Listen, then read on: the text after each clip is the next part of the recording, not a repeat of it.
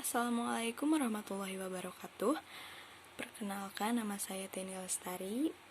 Saya dari Prodi Pendidikan Guru Sekolah Dasar. Di sini saya akan mempresentasikan makalah yang berjudul Pembelajaran e-learning di masa pandemi COVID-19 di SDN Awi Pari 1. Saya mengangkat judul ini dikarenakan permasalahan dari guru-guru yang kurang mengetahui bagaimana proses pembelajaran e-learning yang membuat anak-anaknya itu kebingungan ya.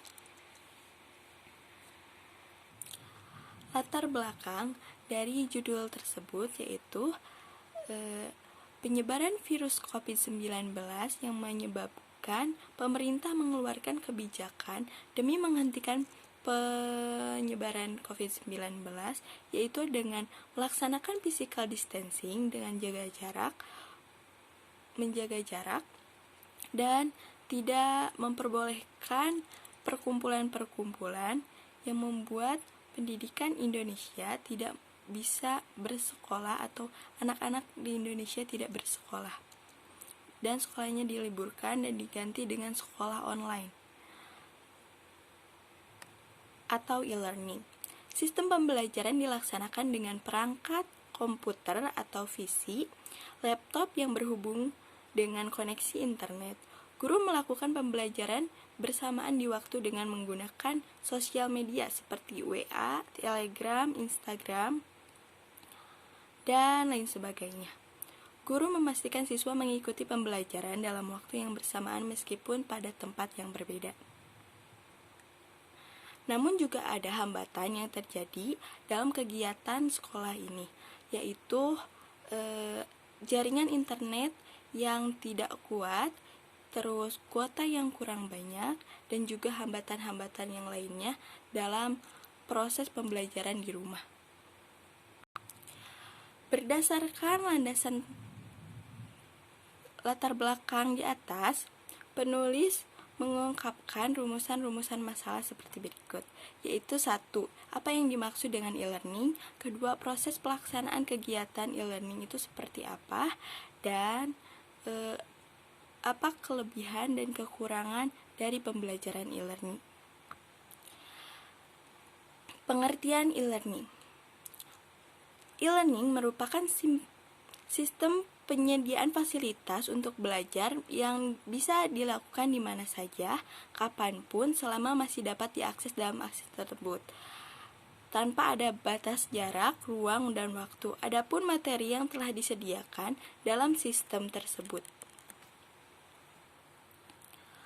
Pembelajaran e-learning merupakan pembelajaran yang dilakukan tidak tatap muka, yaitu dilakukan dengan platform. Proses pembelajaran e-learning. Pembelajaran e-learning merupakan pembelajaran yang dilakukan tidak tatap muka tetapi melalui platform yang telah tersedia. Setelah bentuk materinya, pembelajaran didistribusikan secara online, komunikasi dengan online, dan tes juga dengan online. Sistem pembelajaran ini dibantu dengan beberapa aplikasi seperti Google Classroom, Google Meet, dan Zoom. Selama pelaksanaan daring, peserta didik memiliki kekuasaan waktu untuk belajar kapan saja dan di mana saja. Peserta didik juga dapat berinteraksi dengan guru dengan bersamaan seperti menggunakan video call atau live chat. E-learning juga dapat disediakan secara elektronik menggunakan forum atau message. Kelebihan dan kekurangan e-learning. Kelebihan e-learning dapat diakses dengan mudah. E-learning dapat diakses dengan menggunakan smartphone yang telah terhubung dengan internet. Ini sangat mempermudah para anak milenial untuk dapat mengakses pembelajaran di mana saja. Kedua yaitu waktu yang fleksibel, yaitu waktu dengan menggunakan e-learning dapat digunakan kapanpun, dimanapun, sesuai jadwal yang ditentukan, ataupun kita bisa lakukan di rumah.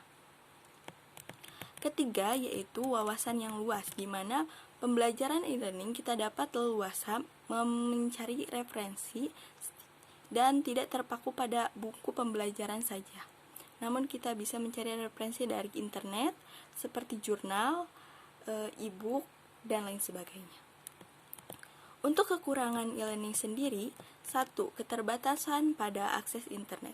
Keterbatasan pada akses internet ini menjadi kendala besar bagi pengguna e-learning seperti di wilayah-wilayah pelosok yang kekurangan akses internet.